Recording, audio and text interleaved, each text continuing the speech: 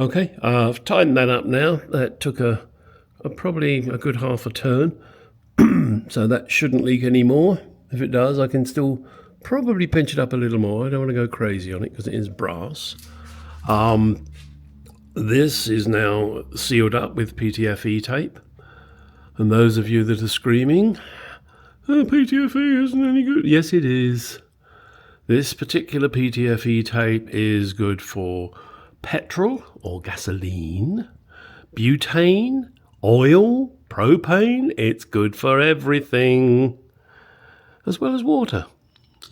It's one of those special tapes. So hopefully now there will be no more leaks there.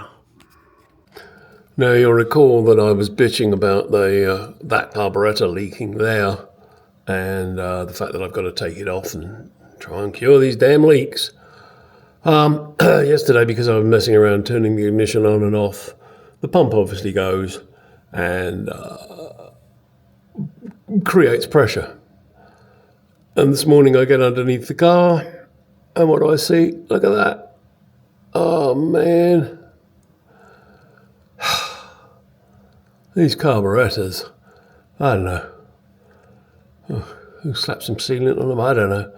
I don't know what I'm doing wrong, if I'm doing something wrong. I don't think I am. I'm tightening them up, what I believe correctly. Maybe just they're that worn out. But that is not acceptable. I've got to figure it out, stop them from leaking.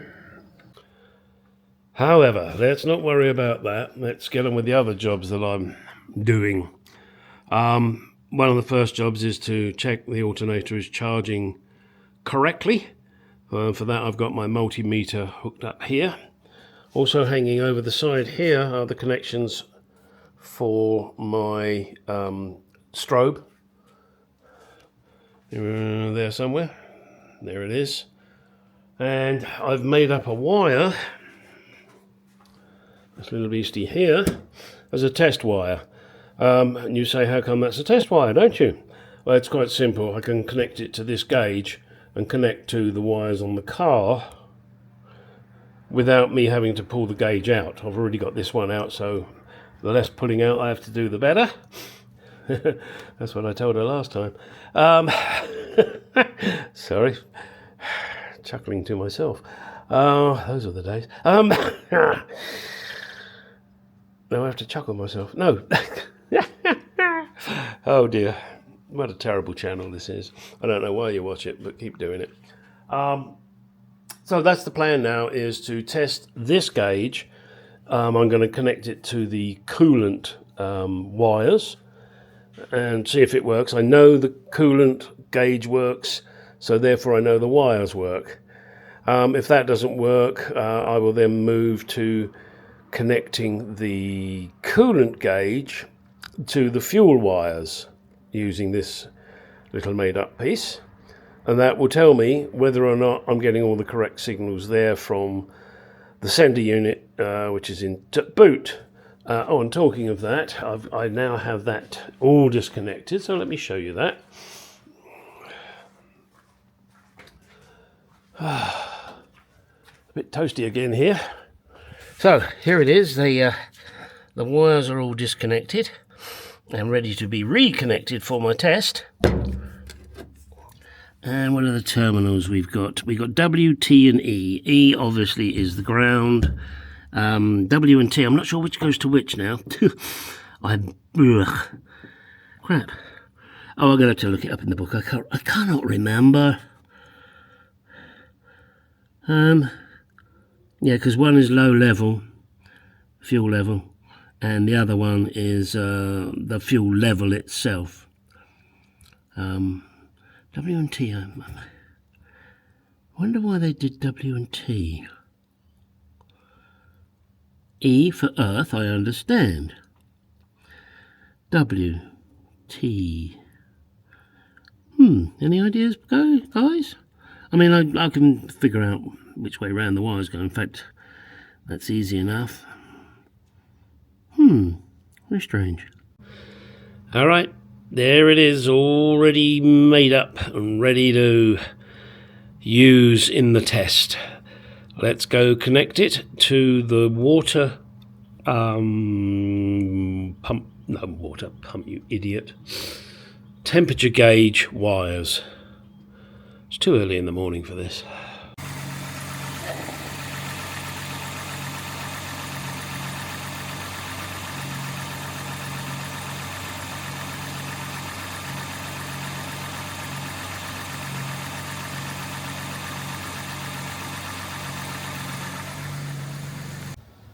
Hello.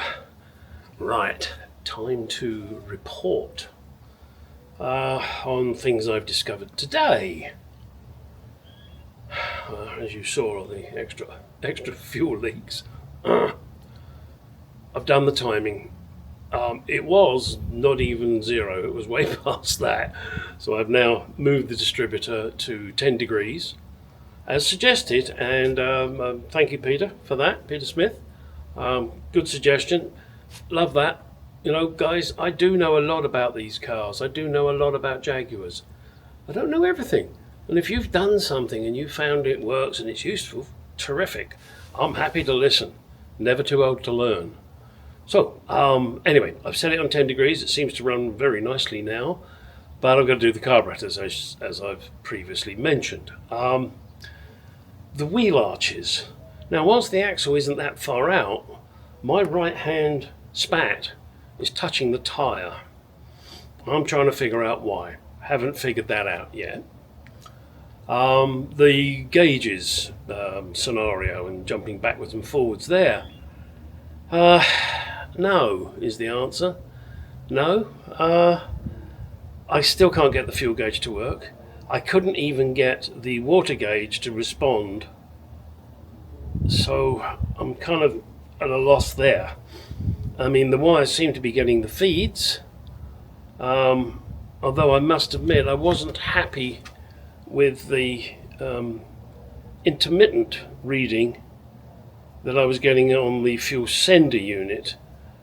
I could have two problems. I could have a fuel gauge problem and I could have a fuel sender problem. So that's definitely something I've got to be looking into. My next task is to take the fuel gauge apart and see if I can see anything obvious that is wrong in there. Who knows? Maybe I will, maybe I won't. I don't know. So that's something I gotta look at. What else? Oh, yeah. The alternator is not charging the battery. I gotta make sure I'm on the right connections. It's a 2-post connection, so I don't think I can be wrong. I'll check just in case I've got a wire in the wrong place. I think there might have been 2 positions for the small wire, but obviously there's only 1 position for the big fat wire. Right, let's get on and see what I can find out. As I said, fuel gauge first. See you in the next minute clip. Okay, this pin locates the spat on into the wheel arch. This one is from the left-hand side of the car, and I've measured from here to the outside edge, and I am at least 3/16 different to the one on the other side. So I'm heating up the one on the other side and going to bend it out, or what would be out, 3/16 of an inch, and then maybe that will help with the rubbing against the tyre. It should, in my theory, push it out. Now I may also have to do the adjustment on the bracket, and I may even need to get this dealt with, but problem is this is a channel section, so getting that further in is going to be a bit of a trick, and obviously the paint would be destroyed and this would have to be redone. So let me see if this modification helps at all. If it does, terrific, and we'll take it from there. Okay, this is the gap on the left hand side. So there's a reasonable gap there. It's probably about 3/4 of an inch. You can see too, the silver bit there that you can see, that is the bracket that holds the arch to the body. I'm going to take those off and powder coat them in red. I don't like that. Let's go to the other side. There, look at that, how close that is. Now, I'm not sure exactly how I'm going to deal with this problem. I'm going to move the axle over to the other side more. However, I can't move it that much. I'm really not sure how I'm going to deal with this problem other than modify this, get this bent in,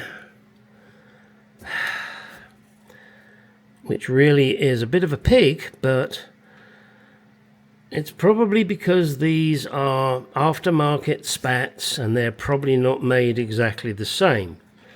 I'm going to have to do some measuring to see and take it from there. However, I have to resolve the problem. I'm certainly going to move the axle, but I'm not going to move it that much. Certainly not half an inch. I can't even pull it out this way, can I? And I know if I don't do anything about that, every time I go over a bump, it'll probably chafe the tyre. It might not, but that's not the point. I don't want it being that close.